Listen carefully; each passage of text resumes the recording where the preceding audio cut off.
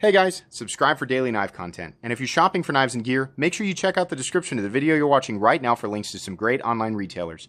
There's also individual links for knives that I personally recommend. Thanks! What's going on YouTube? Metal Complex here, and today I've got something a little bit different for you guys. These are actually modified Spyderco knives. Knives that I have already reviewed on this channel in their original form, so you can check out those reviews if you want. What we have here is actually a mini Spyderco Kapara, or Kapara, however you want me to pronounce that, and a mini Spyderco Smock. These are some really cool modifications done by somebody who goes by @Bladechops on Instagram. Give this guy a follow. This guy does offer this service, and I would imagine that it is not specific to any particular model, while any larger model is going to have limitations and it's going to have to be specific to the model. He does this as a service, and this is really cool. I generally don't review or talk about modifications on knives that are done outside, like, you know, the factory. Like, for example, like I show a lot of Hinderer knives and I show modifications that are done with parts that Hinderer offers, right? I don't talk a lot about modified knives. In this case, though, this translates really well, and this is super, super cool. So seriously, follow @Bladechops on Instagram. Give him a message. I'm going to talk about this stuff here real quick. Thanks so much to my generous patrons who are supporting me right now. You can find a link for my Patreon right down in the description. And please make sure to follow me on Instagram @metal_complex. So, real quick here, and I know people are going to be like, why don't you have a full-size Smock and Kapara to compare against? That would have made, you know, so much more sense. It would have been better. I agree. I don't own those knives. I wish that I did. I wish that I owned every knife in existence so I could always compare to whatever was most preferable in that exact moment. But I can't, so I'm sorry. But I will compare to some other common knives, give you guys some measurements, and then you can check out the specs for the originals down below. Overall length of this shortened up Kapara is coming in just shy of 7 inches, and the blade length is also coming in at about 2.9, which is excellent for legal reasons for some people. The cutting edge is coming in at about 2.8. The overall length of the shortened Smock is coming in at about 6.8, something like that. And the blade length also, once again, coming in under 3 inches. The cutting edge on this guy, because we've got this big choil area, of course, is coming in at about 2.5 inches. So, a lot of people, you know, there's a lot of people who tell me, or who have kind of a thought process with knives, that the bigger the knife, the better, right? Well, in some situations, some people need a larger knife. Some people prefer a larger knife. Some people definitely prefer smaller knives, and some people are restricted by legal length. So this is really cool for a lot of reasons. I think this will actually appeal to a ton of people, considering the two models that we're looking at here are massively popular Spyderco models, you know, in their original form. So these shorter versions are really, really cool. Let's go ahead and do some size comparisons. I'm going to keep them both up here so you guys can kind of see. I'll try to squeeze everything in on screen. Up against the Ontario Rat Model 1 and its little brother, of course. Yeah, I tried to get exactly zoomed out enough so that this would work. The Rat 2. So you can see here that this has been reduced essentially to, both of these knives have been reduced to the size of about the Rat 2, which is really cool because the original Kapara is closer to the size of the Rat 1. And the Smock is about 85% or so the size of the Rat 1. We'll do a couple of other comparisons. I think this one's going to be particularly interesting to a lot of people.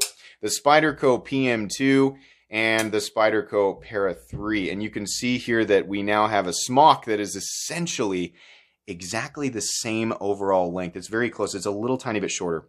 The same overall length as the Para 3. It does still have a little bit more cutting edge though, which is really cool.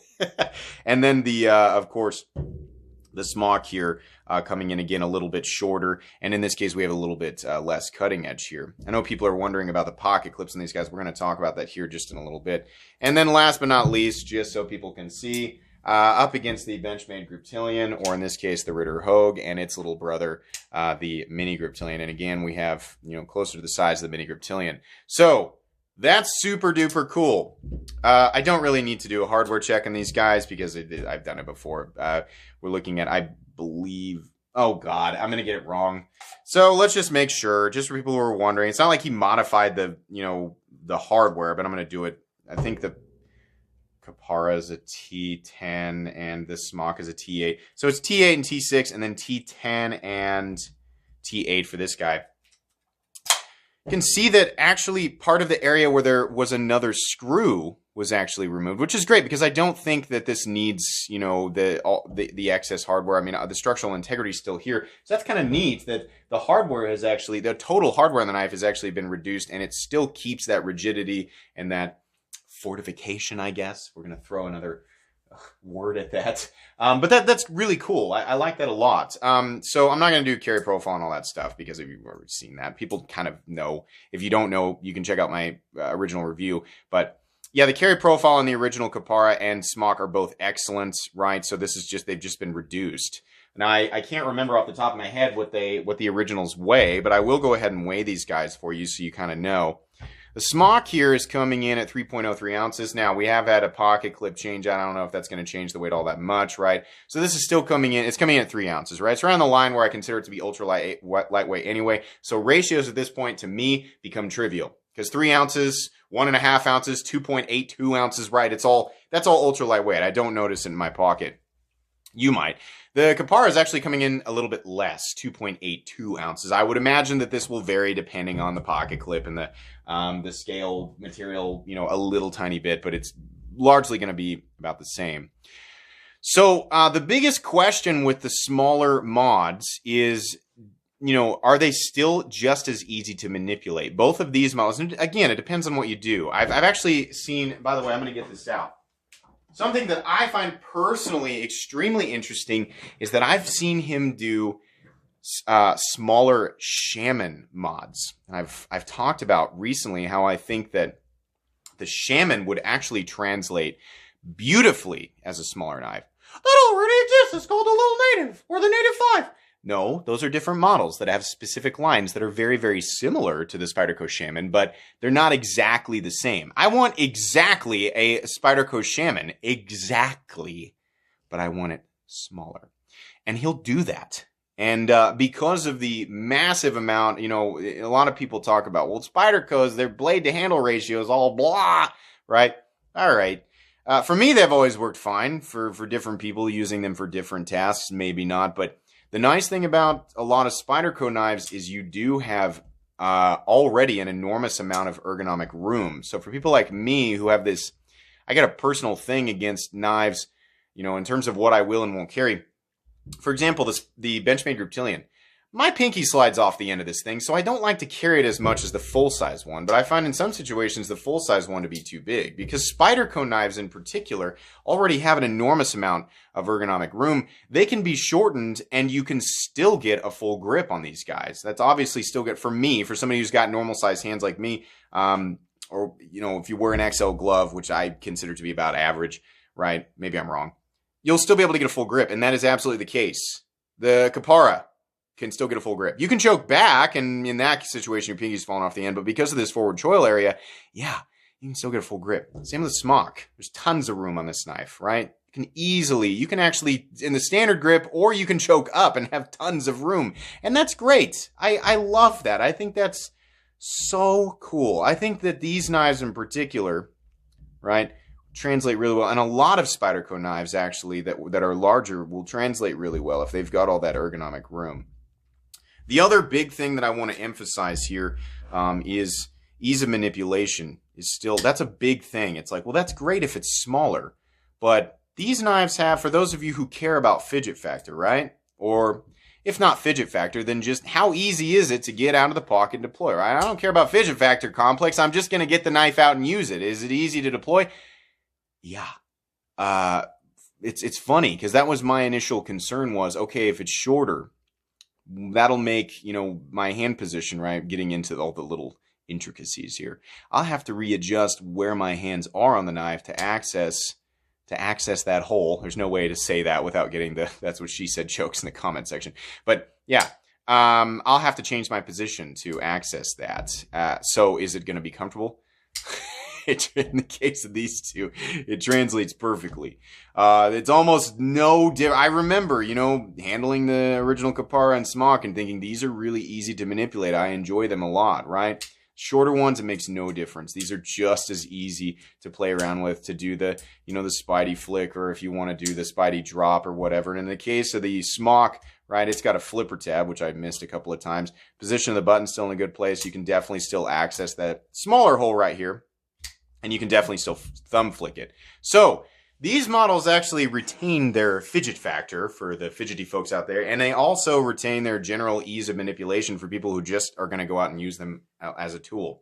For me, day-to-day, EDC, I've talked about this in my, you know, the series I did called The Very Best EDC Folding Knife, and I talk about how essentially what I'm looking for in just a day-to-day dependable tool is a knife that's right around this size, that has about a 2.9-inch blade, right, for legal reasons, and just because it's, generally speaking, it's a little bit easier to carry, and my mind's not on this big, you know, this big gigantic thing in my pocket, even though I do enjoy carrying larger knives periodically, right? My mind's not on that. I enjoy this size. And I talk about wanting to get that choked up position. I talk about, you know, really enjoying the combination of the compression lock and the thumb hole. These two knives are right in line with what I talked about in that series. In part, the only reason I didn't include them is because they were modified versions of knives that already exist. I think that Bladechops, show his Instagram again, I think he's feeling a wonderful, I mean, it's almost like we didn't even know that, or I didn't even know how much I would prefer these knives. I did do a video where I talked about large knives that would be great if there was a smaller version, right? And again, I don't mean like the knife is okay large, but they need to get rid of the large version and only do a small version. No. I think that the Kapara and the Smock are wonderful examples of knives that are, you know, there's only one version of them that Spyderco offers, and they need a little brother, right? If you want to argue with me, which is fine, the Spyderco PM2 in Para 3 is exactly that situation. There's a lot of people who love the PM2, who prefer a larger knife, right? But there were a lot of people who really wanted, you know, a smaller version of it, or people who were limited legally. And the Para 3 obviously filled that role perfectly, because this is one of the most popular Spyderco knives of all time, alongside its older brother. So, I think Spyderco is missing out here, and Bladechops is doing something really, really cool. So, yeah, the other nice thing is that these both translate so beautifully. Here's the modified area back here. This essentially looks like it could have rolled off the Spyderco factory line like this. It is indistinguishable to me between something that was modded and something that was actually made by Spyderco. By the way, the pocket clip on this guy, he has notes. The Kapara has a Rips Garage Tech clip, which is cool. It looks beautiful. It actually works really well. I love that clip so much. Didn't even know that it existed. It looks great. And then this guy, actually, he modded a Kaiser Sheepdog clip. The scales, I'm not really sure who did the scales, because these are obviously not, he didn't do them, and these are not Smock scales, but yeah, these pocket clips work beautifully. They are, I'm starting to understand the benefit of a flat clip, right? It's not too long, it's not too short, and it's flat. So while you are, you know, you're limited on the total amount of room in the handle, right? And sometimes with these limitations on handle length, it makes certain pocket clips more of a hot spot, right? With this clip being exactly the size that it is, nicely knocked down right here, and flat, it means that you can enjoy this knife ergonomically and not have to feel unnecessary pressure points, right? And oh, that hurts my hand a little bit. You don't have to deal with that, right? I get it. Like, that bothers me a little bit too. Same thing with this guy. It's exactly the right length of clip, translates perfectly. This one's actually contoured. Now, this is just beautiful. Beautiful. Now, I love the flipper tab, the combination of the button lock on this guy. This translates super well, but I gotta admit, my favorite of the two is the Kapara. This is, in its form right here, it's essentially a flawless EDC. This is the same feeling that I get essentially, while it is a totally different profile. I've talked about how I think that the, if you don't know, you can check out that series, Quest for the perfect EDC knife, or I'm sorry, it's not Quest, it's, the very best EDC knife on my channel, which is, it's all based on my own opinions, right? It's not factually like, this is the best and nothing else can be the best. But I concluded with the lightweight version of the Chaparral. not the Chaparral, the Sage 5 with the compression lock because of the size and all that. This is that, essentially, but it's a Kapara. The profile is actually a little bit thinner, so this modified Kapara actually hits more of the marks for that series than anything else. Now, the problem here is that you have to buy it, and it's not a problem, it's just an unavoidable part of this. You have to buy the base model, then you have to ship it, and then you have to pay for the modification. You'll have to, hit him up for the costs on stuff like that. I don't think it's too bad, right? But yeah, it takes somebody some time and some work to do something like this, so there's an additional cost. So if you want to have this done, right, it's going to cost you a lot more than the base price of a Spyderco Smock, right? If you need a Smock or Kapara. If you need a Kapara or a Smock, I'll link them both down below because you'll need that first, right? You can't buy them directly from, as far as I know, he doesn't just have them waiting around like this where you can buy them. You will have to buy the model that you want to be modified and then pay for it to be modified. So it's going to cost you a lot of money to do this. But it, other than it being modified, you can't get that anywhere else. So for some people, it's going to be worth it, right? For a lot of people, they're going to go, no, I'm not going to pay to have my knife shortened. And that's fine, right? It's not meant to appeal to everybody, but if you want to know what I think, I would totally spend money to have. Not that the original Smock and Kapara aren't good. They're great. Would I buy one and pay to have it modified into this very, very well done and specific length of knife? Would I do that? Yeah. I don't talk, like I said, I don't talk a lot about modifications on this channel, but I think this is a modder that you guys should pay attention to. So I'll show his Instagram information one more time. Follow him, message him, get some work done. If you like the idea of one of your larger knives, right? If you're somebody who's got a whole bunch of knives and you've got some, knives laying around that are large and you just don't carry them very much, right?